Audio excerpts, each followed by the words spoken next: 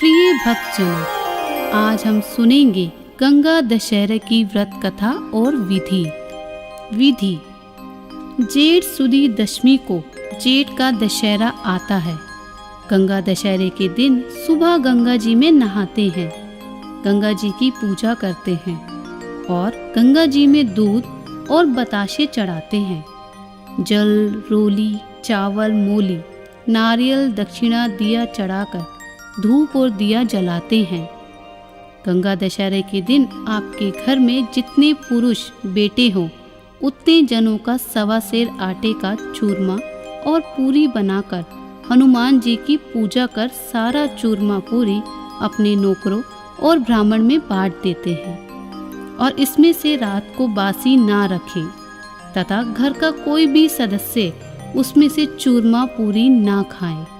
1.25 सेर आटे का चूरमा अलग से खाने के लिए बना ले। हनुमान जी का भोग लगाकर उसमें से सब कोई खा ले। उसमें से चूरमा बासी रख सकते हैं। कथा। प्राचीन काल में अयोध्या में सगर नाम के राजा राज्य करते थे। उनके केशनी तथा सुमति नामक 2 रानियां थीं।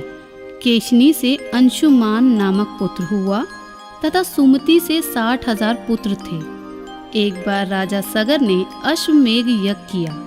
यज्ञ की पूर्ति के लिए एक घोड़ा छोड़ा। इंद्र यज्ञ को भंग करने हेतु घोड़े को चुराकर कपिल मुनि के आश्रम में बांध आए। राजा ने यज्ञ के घोड़े को खोजने के लिए अपने 60,000 पुत्रों को भेजा। घोड़े को खोजते खोजते वे कपिल मुनि के आश्रम में पहुँचे। उन्होंने यज्ञ के घोड़े को वहां बंधा पाया। उस समय कपिल मुनि तपस्या कर रहे थे। राजा के पुत्रों ने कपिल मुनि को चोर चोर कहकर पुकारना शुरू कर दिया।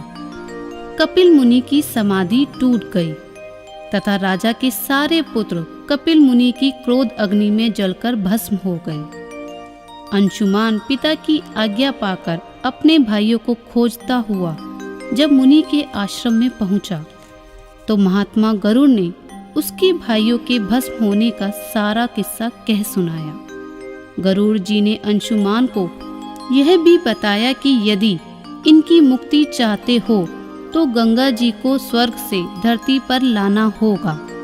इस समय अश्व को ले जाकर अपने पिता के यज्ञ को पूर्ण कराओ। इसके बाद गंगा को पृथ्वी पर लाने का कार्य करना। अंशुमान ने घोड़े सहित यज्ञ मंडप में पहुंचकर राजा सगर को सब किस्सा कह सुनाया। महाराज सगर की मृत्यु के पश्चात अंशुमान ने गंगा जी को पृथ्वी पर लाने के लिए तप किया, परंतु वह असफल रहे। इसके बाद उनके पुत्र दिलीप ने भी तपस्या की, परंतु उन्हें भी सफलता नहीं मिली। अंत में दिलीप के पुत्र भागीरथ ने गंगा जी को पृथ्वी पर लाने के लिए गोकर्ण तीर्थ में जाकर ब्रह्मा जी को प्रसन्न करने के लिए कठोर तपस्या की। तपस्या करते करते कई वर्ष बीत गए। तब ब्रह्मा जी प्रसन्न हुए तथा गंगा जी को पृथ्वी लोक पर ले जाने का वरदान दिया। अब समस्या यह थी कि ब्रह्मा जी के कमंडल से छूटने के बाद गंगा के वेग को पृथ्वी पर कौन संभालेगा। ब्रह्मा जी ने बताया कि भूलोक में भगवान शंकर के अतिरिक्त किसी में ये शक्ति नहीं है जो गंगा के वेग को संभाल सके। इसीलिए उचित यह है कि गंगा का वेग संभालने के लिए भगवान शिव से प्रार्थना की जाए। महाराज भागीरथ एक अंगूठे पर खड़े होकर भगवान शंकर की आराधना करने लगे। उनकी कठोर तपस्या से प्रसन्न होकर शिव जी गंगा को अपनी जटाओं में संभालने के लिए तैयार हो गए।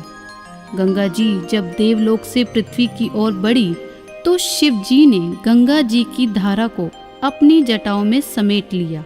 कई वर्षों तक गंगा जी को जटाओं से बाहर निकलने का मार्ग नहीं मिला।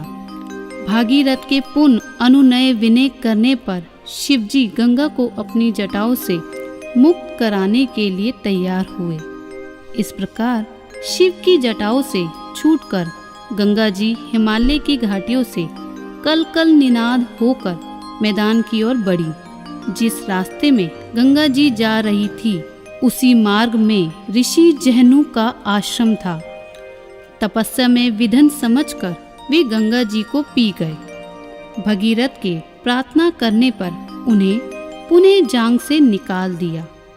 तभी से गंगा जहनु पुत्री या जानवी कहलाई। इस प्रकार अनेक स्थलों को पार करती हुई जानवी कपिल मुनि के आश्रम में पहुंचकर सगर के 60,000 पुत्रों के भस्म अवशेषों को तार कर मुक्त किया।